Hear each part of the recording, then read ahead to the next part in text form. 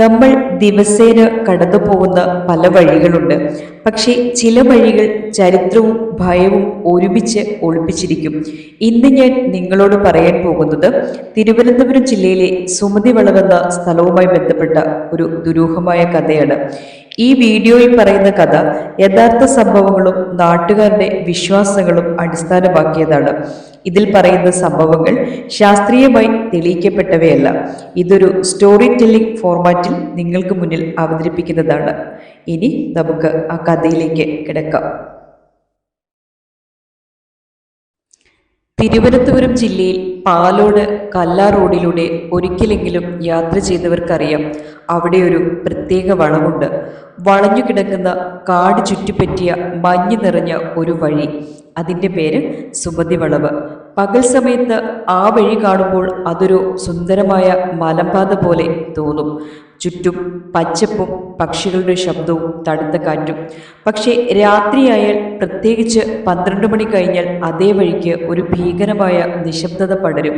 കാരണം പതിറ്റാണ്ടുകളായി ആളുകൾ പറയുന്ന ഒരു കഥ അവിടെയുണ്ട്. ഒരു പെൺകുട്ടിയുടെ ദുഃഖകരമായ കഥ. 1940കളിൽ ഈ പ്രദേശത്ത് സുമതി എന്നൊരു യുവതി ജീവിച്ചിരുന്നു. വളരെ സാധാരണമായ ഒരു കുടുംബം. അച്ഛൻ കൂലിപ്പണിക്കാരൻ, അമ്മ വീട്ടമ്മ. സുമതി നല്ല സ്വഭാവമുള്ള നിഷ്കളങ്കയായ പെൺകുട്ടിയായിരുന്നു. അവളുടെ ചിരി പോലും നാട്ടുകാർക്ക് പ്രിയപ്പെട്ടതായിരുന്നു. അവൾ ഒരാളെ സ്നേഹിച്ചു, ഒരു ലോറി ഡ്രൈവർ. അയാൾ അവളോട് വിവാഹം വാഗ്ദാനം ചെയ്തു, സ്വപ്നങ്ങൾ നൽകി, നമ്മൾ ഒരുമിച്ച് ജീവിക്കുമെന്നും പറഞ്ഞു. സുമതി അയാളെ പൂർണ്ണമായും വിശ്വസിച്ചു. പക്ഷേ ഒരു നാൾ അയാൾ അവളെ ഉപേക്ഷിച്ച് മറ്റൊരു പെൺകുട്ടിയെ വിവാഹം കഴിച്ചു. ഈ വാർത്ത അറിഞ്ഞപ്പോൾ സുമതിയുടെ ഹൃദയം തകർന്നു. ഗ്രാമത്തിലെ ആളുകൾ അവളെ കുറ്റപ്പെടുത്തി. അവൾ ഒറ്റപ്പെട്ടു.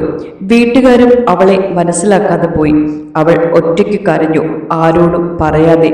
പിന്നീട് ഒരു നാൾ അവളെ കാണാതായി. രാവിലെ വീട്ടിൽ നിന്ന് ഇറങ്ങിയ സുമതി വൈകുന്നേരവും തിരിച്ചു വന്നില്ല.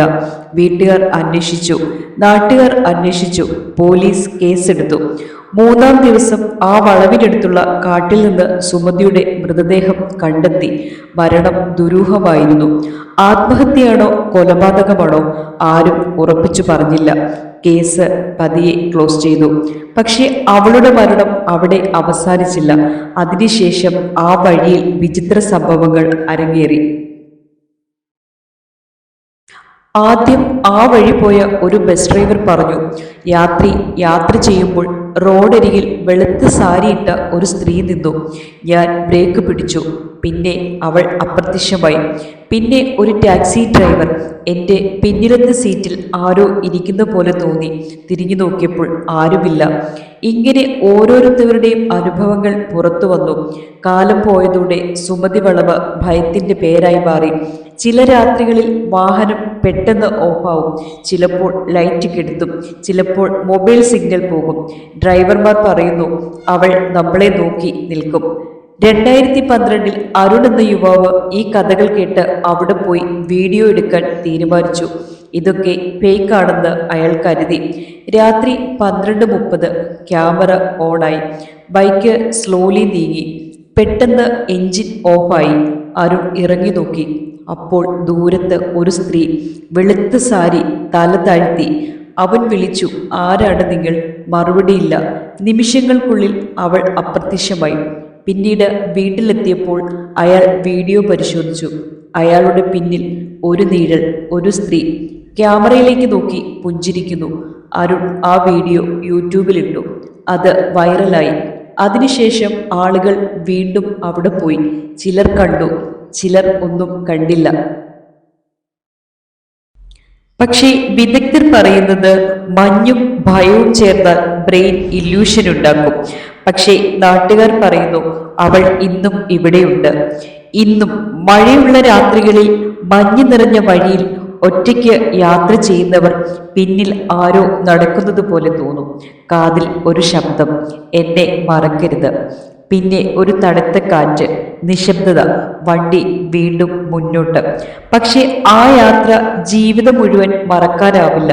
സുമതി വളവ് ആത്മാവോ ഭ്രമമോ അതോ മനുഷ്യന്റെ ഭയമോ? നിങ്ങളുടെ അഭിപ്രായം കമന്റിലൂടെ അറിയിക്കാൻ മറക്കരുത്. സുമതി വളവുമായി ബന്ധപ്പെട്ട ഈ ദുരൂഹമായ കഥ, ഇത് ആത്മാവിന്റെ സാന്നിധ്യമോ മനുഷ്യന്റെ ഭയത്തിന്റെ പ്രതിഫലനമോ അതോ വെറും ഭ്രമമോ? ഈ വീഡിയോ നിങ്ങൾക്ക് ഇഷ്ടമായെങ്കിൽ ലൈക്ക് ചെയ്യാനും ഷെയർ ചെയ്യാനും സബ്സ്ക്രൈബ് ചെയ്യാനും മറക്കരുത്. നിങ്ങളുടെ അഭിപ്രായങ്ങൾ കമൻ്റായി അറിയിക്കൂ. ഇനിയും ഇതുപോലെയുള്ള സ്റ്റോറികൾ കേൾക്കാൻ ആഗ്രഹമുണ്ടെങ്കിൽ ചാനൽ ഫോളോ ചെയ്യൂ. വീണ്ടും കാണാം അടുത്ത കഥയുമായി. Until then stay safe. Good night.